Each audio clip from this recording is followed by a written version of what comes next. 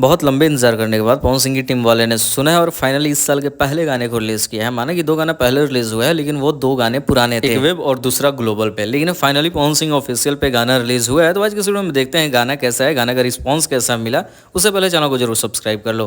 देखो, पवन सिंह की मैनेजमेंट तो बहुत ही घटिया है। दीपक सिंह की वजह से बहुत अच्छा हुआ करता था, लेकिन बहुत दिनों बाद फाइनली पवन सिंह का होली गाना रिलीज हुआ। तो पहले तो घटिया ही मैनेजमेंट के बारे में थोड़ा सा चर्चा कर लिए हैं। अब बात कर लेते हैं गाने के ऊपर। गाना मैंने सुना, गाने में कहीं से कमी नहीं है।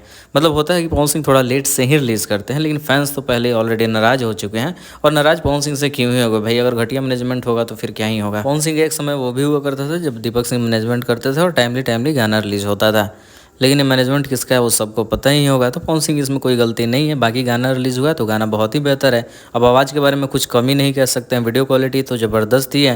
बाकी पवन सिंह का डांस स्टेप बहुत ही बेस्ट है। गाने में फीमेल वॉइस भी ठीक है, म्यूजिक भी ज़बरदस्त है और गाने की एक्ट्रेस तो बहुत ही ज़्यादा खूबसूरत है। खैर, काला माटी फिल्म में भी नजर आने वाली है।